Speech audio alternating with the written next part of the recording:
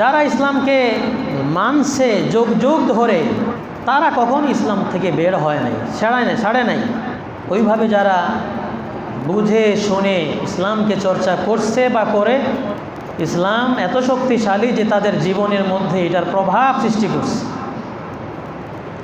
ইসলামের একটা শক্তি আছে, নিজস্ব শক্তি আছে। কেউ যদি ইসলামকে সাপোর্ট নাও করে, তাও ইসলাম গর্জে উঠবে, আলোকিত হইয়া উঠবে। ইসলাম এমন শক্তিশালী একটা ধর্ম, নিজস্ব শক্তি আছে ইসলাম। যেখানেই কথা আসবে, কোরআন আসবে, বাস সমাজ আলোকিত হবে। কিন্তু আমরা তো কোরআন ওইভাবে পড়ি না। ওই যে দুই রকম পড়া হয়, কেউ তেলাওয়াত করে, এটার অর্থ বুঝে না, অনুধাবন করার চেষ্টাও করে না। আবার কেউ তো শিখে না, পড়েও না, পড়া দরকার হয় না। কারণ কোরআন তো আমাদের দরকার হয় যখন মানুষ মারা যায় তখন। আর ওই সময় তো আমাদের কাছে হুজুররা আছেন, কোরআন পড়ায় দিলেই বাস হয়ে গেল। যার কারণে কোরআন আমাদের জীবনে আলো আনে না ভাই। কিন্তু যেই ব্যক্তি সেই কোরআন নাজিল হওয়া থেকে আজও পর্যন্ত কোরআনের প্রতি অগাধ বিশ্বাস, ঈমান, ভালোবাসা, আজমত, সেই বিশ্বাসে কিনের সাথে কোরআন পড়তে শুরু করবে, যে শিখতে শুরু করবে, যে এই কোরআন তার সিনার ভিতরে ঢুকবে, তার জীবনকে আমূল পরিবর্তন ঘটায় দেবে। জীবনভর সে অন্যায় করবে, অন্যায় করছে, এমন পাপে ছিল যে কল্পনা করা যায় না।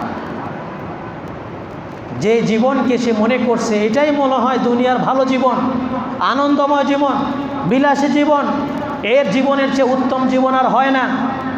এত ফেসিলিটির জীবন, লাক্সারিয়াস জীবন, কত কি তার পোশাকে আশাকে, চলনে বলনে, কথায় কি শাহী হালত। কিন্তু যেই কোরআনের স্পর্শ তার সিনায় প্রবেশ করছে, জীবন এখন পুরাই পরিবর্তন। তার সে অহমিকা নাই। সে যে জীবনকে মনে করতো জীবনটা আসল, সে এখন মনে করে জীবনটা ধোকার জীবন, আর কিচ্ছুই না। আজ আসি তো কাল, কাল আসি তো পরের দিন নাই, এই জীবন কিছুই না। পরকালের জীবন হইল আসল জীবন। সুখ তো ওই জীবনে, জীবনের দুঃখ যদি হয় তো ওই জীবনের দুঃখই দুঃখ। সে এই দুনিয়ার, সে আগের যে জীবনকে বড় কিছু মনে করতো, ধন সম্পদ, টাকা কড়ি, এগুলোকে এখন সে তেমন কিছুই মনে করে না। এটাই সত্য, এটাই বাস্তব। প্রিয় ভাইয়েরা, এটাই ইসলামের শক্তি। কাটটা কাফের, কিন্তু ইসলামের ছায়া, ইসলামের ছোঁয়া, ওই যে বললাম কোরআনের ছোঁয়া খুব গভীরভাবে তার ভিতর স্পর্শ করছে, জীবন পরিবর্তন হয়ে গেছে। আরে রাসূলুল্লাহ সাল্লাল্লাহু আলাইহি ওয়াসাল্লাম মাত্র কোরআন পড়তেছে, জিন জাতিরা কোরআনটা শুনছে, মাত্র শুনছে, হ্যাঁ, জীবন পরিবর্তন হয়ে গেছে। দৌড়াইয়া কওমের কাছে চলে গেছে, কওমরে বলছে ইন্না সামি'না কুরআনান আজাবা, বড় আশ্চর্য কোরআন আমরা শুনে আসছি, বড় আশ্চর্য কোরআন শুনে আসছি। তারা কি কোরআনের সূরা ফাতিহা থেকে নাস পর্যন্ত শুনছিল? অল্প একটু সময়ের মধ্যে কিছু তেলাওয়াত রাসূলুল্লাহ সাল্লাল্লাহু আলাইহি ওয়াসাল্লাম থেকে শুনছে, জীবনকে পরিবর্তন করছে, মুসলমান হয়ে গেছে। কওমের কাছে দাওয়াত নিয়ে গেছে, দিনের দাওয়াত নিয়ে গেছে জিন জাতিরা, অল্প কিছু সময় কোরআন শুনছে। হাজিরিন, কিন্তু আমরাও তো কোরআন শুনি, কেমন শুনি? কোরআনের মর্যাদা নাই ভাই।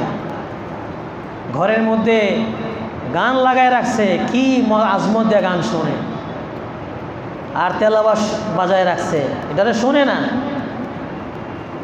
আজমত নাই, ভালোবাসা নাই। তা আমার জীবনে কোরআন কীভাবে কাজে লাগে?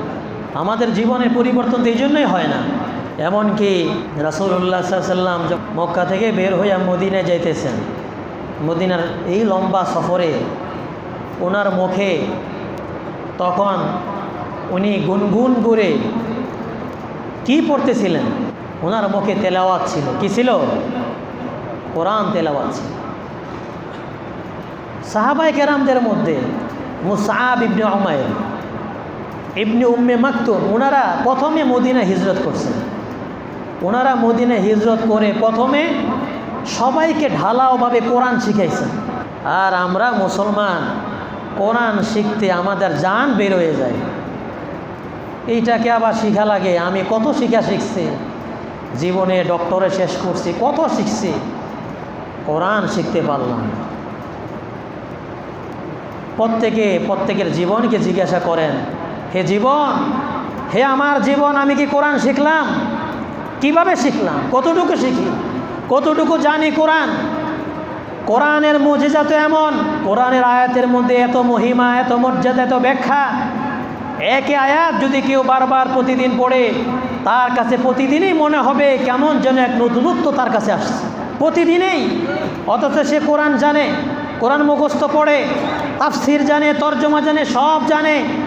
এরপরে আবারও সে আয়াত যখন সে পড়বে, আবারও যে সূরা যখন তেলাওয়াত করবে, তার কাছে মনে হবে এই যে কোরআন মনে হয় নতুন কিছু আমাকে দিতেছে।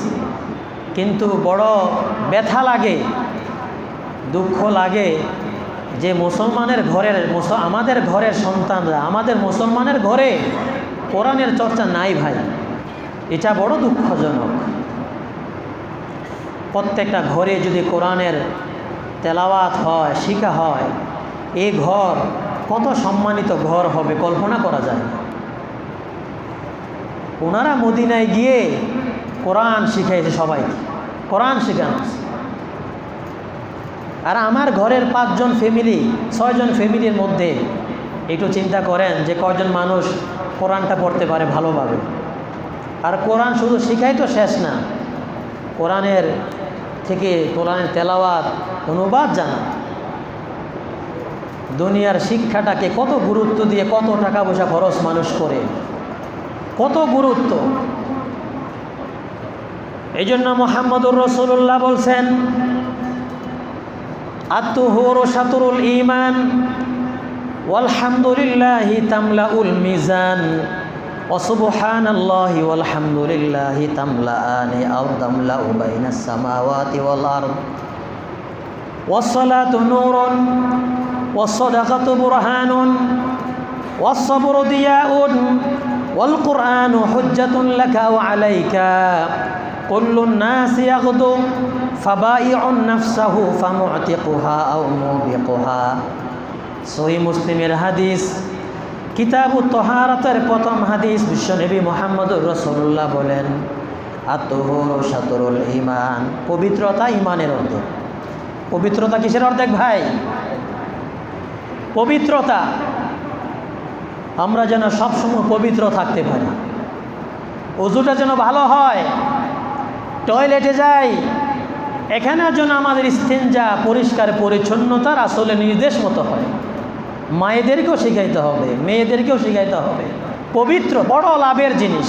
মুহাম্মদুর রাসূলুল্লাহ বলছেন, আলহামদুলিল্লাহ তামলাউল মিজান, আলহামদুলিল্লাহ এত বড় তাসবিহ, এত বড় জিকির, আলহামদুলিল্লাহ কেউ যদি বলে তাহলে মিজানের পাল্লাকে সওয়াব আর নেকি দ্বারা আল্লাহ তাআলা ভরপুর করে দেয়। আলহামদুলিল্লাহ বললে কি হয়ে যায়? তামলাউল মিজান, মিজান ভারী হয়ে যায়, পাল্লা ভারী হয়। ওয়া সুবহানাল্লাহি ওয়ালহামদুলিল্লাহি তামলাআনি মা বাইনাস সামাওয়াতি ওয়াল আরদ। সুবহানাল্লাহ, আলহামদুলিল্লাহ, আসমান জমিনের কত বড় শূন্য জায়গা। এই আলহামদুলিল্লাহর সুবহানাল্লাহ আসমান জমিনের শূন্য জায়গাকে ভরপুর করে দেয়। মুহাম্মদুর রাসূলুল্লাহ বলেন, ওয়াসসালাতু নূরুন, নামাজ হচ্ছে আলো। নামাজ ব্যক্তিকে পথ দেখাবে, সকল অন্যায় থেকে বিরত রাখবে। আল্লাহ বলছেন, ইন্নাস সালাতা তানহা আনিল ফাহশাই ওয়াল মুনকার। নামাজ সকল অন্যায় থেকে বিরত রাখবে। নামাজ যদি নামাজের মতো হয়, নামাজ যদি কেউ ভালোভাবে পড়ে, মনে ভয় আসবে, চুরি করবে না, সুদ খাবে না, ঘুষ খাবে না, অন্যায়ভাবে কাউকে মারবে না, হত্যা করবে না, সরকারি মাল চুরি করবে না, দুর্নীতি করবে না, চিন্তা করবে এই মালের হিসাব আমার দেওয়া লাগবে। নামাজ তাকে বারবার তিরস্কার করবে, তার ভিতর থেকে তার বিরুদ্ধে চাপ সৃষ্টি করবে। নামাজ বলবে খবরদার, কোন দিকে হাত দাও তুমি। অটোমেটিক মনের মধ্যে তার ভিতরে ভয় সৃষ্টি হবে। নামাজ যদি নামাজের মতো, ওই যে একজন এসে বলছে নামাজ পড়ে চুরি করে, বলছে দূরত তার নামাজ তার চুরি থেকে কী করবে, বিরত রাখবে।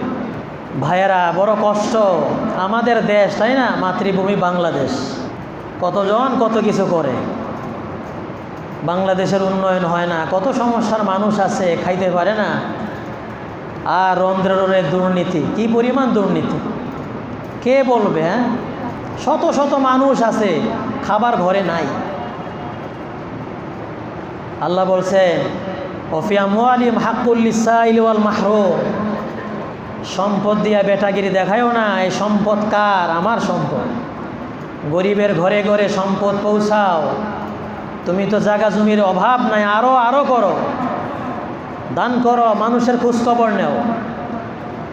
এই জন্য রাসূল বলছে কিয়ামতের ময়দানে ধনীরা বড় নিঃস্ব হয়ে যাবে। ইন্নাল মুকসিরিনাল মুকিল্লুনা ইয়াউমাল কিয়ামা, কিয়ামতের দিনে ধনীরা দরিদ্র অসহায় হয়ে যাবে। তবে হ্যাঁ, ওই ধনী যে সঠিকভাবে ন্যায়ভাবে ইনকামও করছে আর ডানে বামে সামনে পিছিয়ে ইচ্ছা মতো খরচ করছে, তাদের কথা ভিন্ন, তারা দান করছে। প্রিয় ভাইয়েরা, যাই হোক, এই জন্য রাসূল বলছেন ওয়াসসাদাকাতু বুরহান, দান সদাকা হচ্ছে বুরহান। ওয়াল কুরআনু হুজ্জাতুন লাকা ওয়া আলাইক, কোরআন তোমার পক্ষে সাক্ষী দিবে, তোমার বিপক্ষে সাক্ষী দিবে। কোরআন যদি ভালোভাবে পড়া হয় তাহলে কোরআন আমার সাক্ষী দিবে। কোরআন যদি না পড়ে থাকে ভালোবাসা জন্মায় না। কোরআন পড়তে গেলে বিরক্ত লাগে, কোরআন শিখতে গেলে মনে চায় না, সন্তানকে কোরআন শিখায় না, পরিবারের কেউ কোরআন পড়তে পারে না। আল্লাহ রাসূল বলেন কোরআন তোমার বিরুদ্ধে সাক্ষী দেবে, তুমি কঠিন অবস্থায় পড়ে যাইবা। কোরআন সুপারিশ করো, কেউ কাছে থাকবে না, কোরআন কাছে থাকবে না।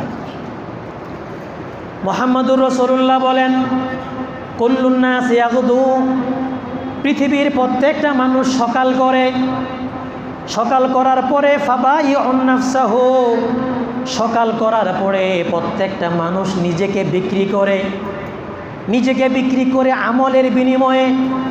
ফামুআতিকুহা আও মুবিকুহা, অসংখ্য মানুষ শয়তানের কর্ম করে জাহান্নামে নিজেকে বিক্রি করে দেয়, নিজেকে ধ্বংস করে দেয়।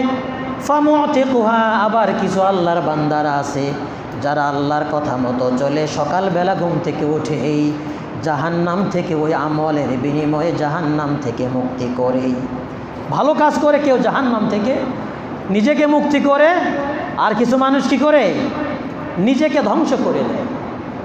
প্রিয় ভাইয়েরা, এই জন্য আমরা কোরআন শিখবো, রাজি আছি না ভাই? ইনশাল্লাহ ভাইয়েরা, এটা বড় পাওয়া। ঘরে যদি আপনার কোরআন যদি না শেখে, এই পরিবার ভালো পরিবার না ভাই, দুর্ভাগ্য হয়ে যাবে।